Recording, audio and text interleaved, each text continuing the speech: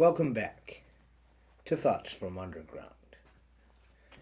We've ventured through 5 territories thus far: monotheism, polytheism, autotheism, pantheism, and panentheism.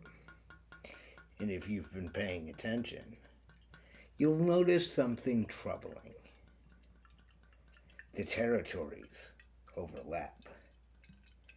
Harris sits in monotheism, but also describes pantheism. Hick describes polytheism, but also panentheism.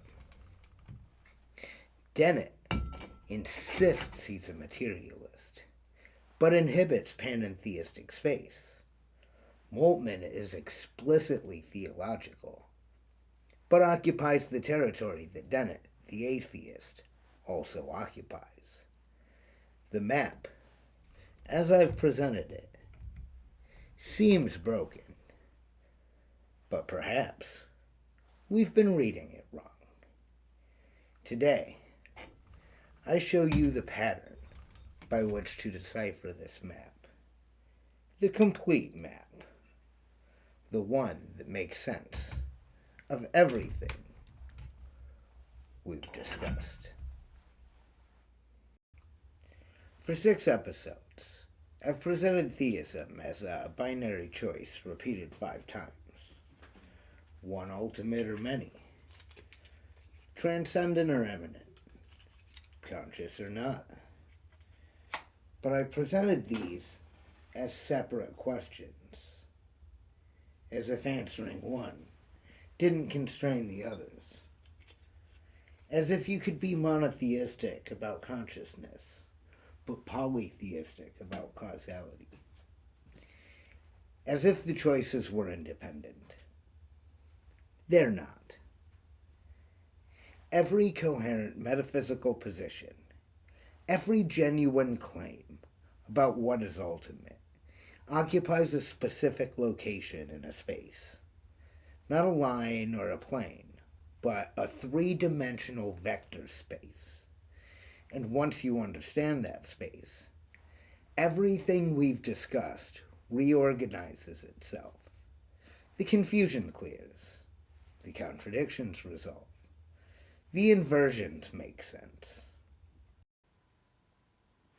Listen carefully, because these definitions are precise, and I assure you, they matter.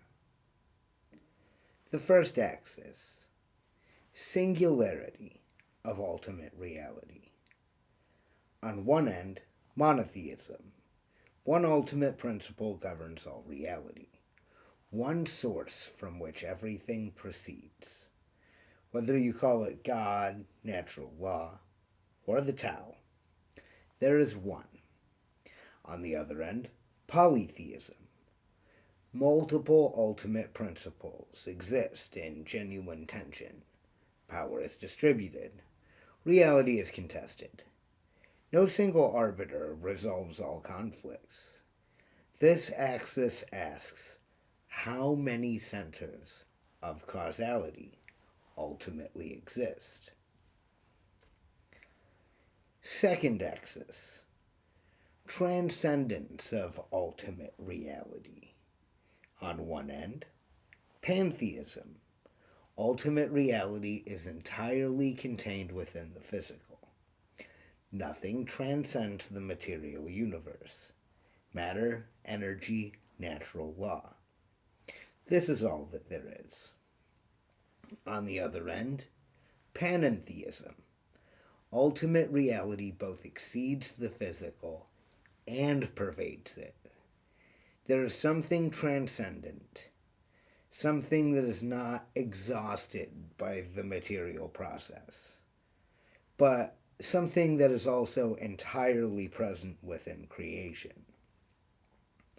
This axis asks, does ultimate reality exceed the physical, or is it entirely physical? The third axis: consciousness of ultimate reality. On one end, Personal. Ultimate reality is conscious. It has volition, intention, awareness. God is traditionally understood, or consciousness itself, as ultimate. On the other end, impersonal. Ultimate reality is non-conscious. It operates according to principle, not intention.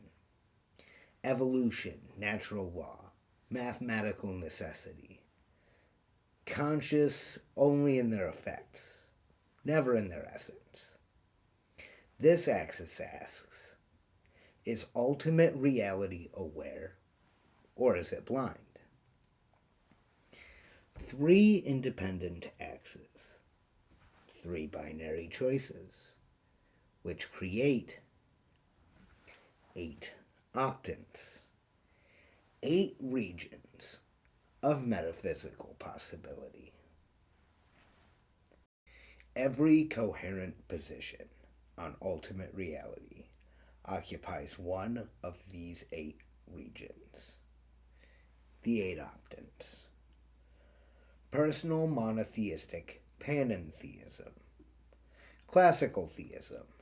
God is one, transcends creation, and is conscious. Think Augustine, Aquinas, much of Christian orthodoxy. Personal polytheistic panentheism. Polytheism with conscious gods that transcend yet pervade. Classical Greek theology, Norse theology, Hindu Vedanta in some interpretations. Impersonal monotheistic panentheism. One ultimate principle that is non-conscious, transcends yet pervades. Process theology without God's consciousness. Spinoza's God. Impersonal polytheistic panentheism. Multiple non-conscious principles in tension, each transcending yet pervading.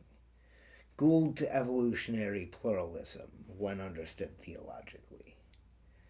Personal monotheistic pantheism. One conscious ultimate that is entirely physical. Consciousness as the fundamental physical principle. Some interpretations of panpsychism. Personal polytheistic pantheism. Multiple conscious principles, all entirely physical. Consciousness distributed through matter itself. Kolak's open individualism in certain readings. Impersonal monotheistic pantheism. One non-conscious ultimate, entirely physical. Sam Harris's materialism. Sagan's cosmos. The physical universe is supreme and complete. Impersonal polytheistic pantheism. Multiple non-conscious principles, all entirely physical. Dennett's evolutionary pluralism. Gould's contingency. Pure mechanical pluralism. Now watch what happens when you map the thinkers we've discussed onto this space. Harris, the atheist, the materialist, the enemy of religion, occupies octant 7, impersonal, monotheistic, pantheism, one ultimate principle, the physical universe, non-conscious, entirely material. Craig, the Christian apologist, occupies octant 1, personal, monotheistic, panentheistic, one ultimate principle, God, conscious, both transcendent and immanent. They are nearly opposed on this map, not because they disagree about facts, but because they disagree about which octant is true. The glue that binds them? Monotheism. Now watch Gould, the evolutionary biologist who rejected all theology, occupies octant 4, impersonal, polytheistic, panentheistic, multiple ultimate principles, evolutionary forces, non-conscious, yet somehow transcending and pervading physical law.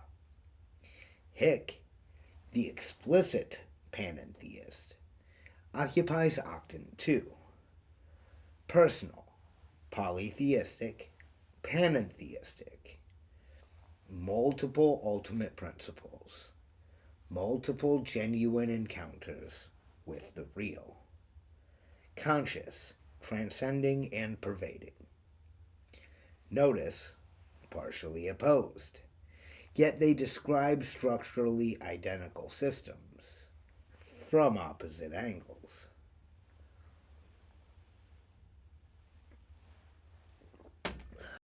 David Hume, empiricist, skeptic, materialist, occupies octant 3.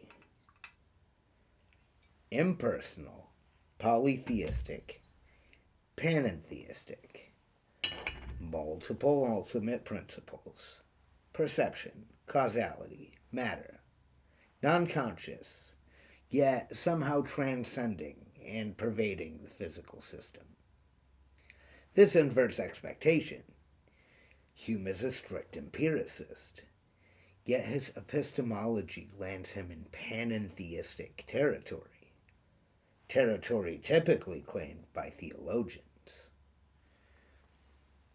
Daniel Kolak, idealist philosopher, occupies octant 6, personal, polytheistic, pantheistic, multiple conscious principles, or one consciousness experiencing itself from multiple angles. Entirely physical. Consciousness is all that's physical. This inverts expectation in the opposite direction. Kolak embraces consciousness as ultimate, yet he occupies pantheistic territory, territory typically claimed by materialists. These aren't errors. These aren't confusions.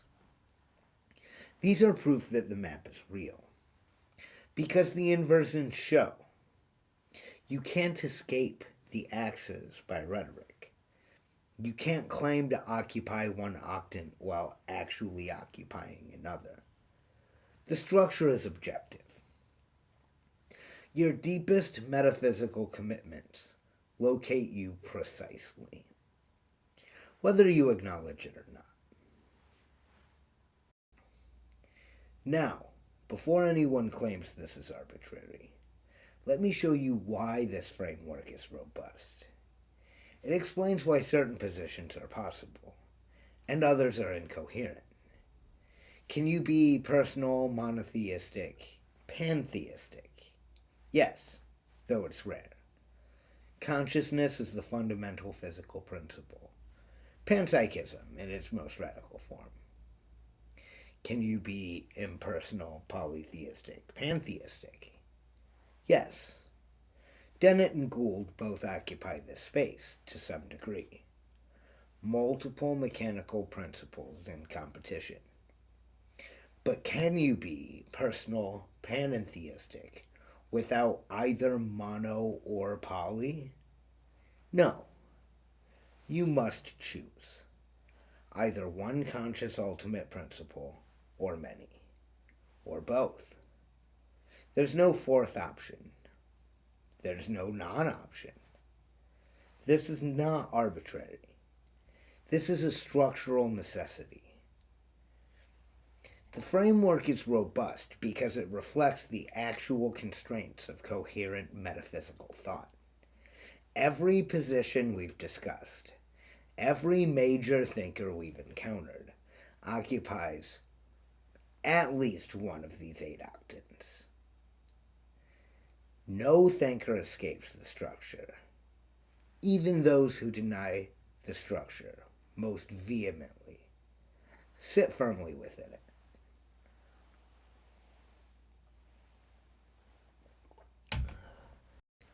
So where do you stand? Do you believe ultimate reality is one or many? Do you believe that it transcends the physical or is entirely physical? Do you believe it's conscious or not?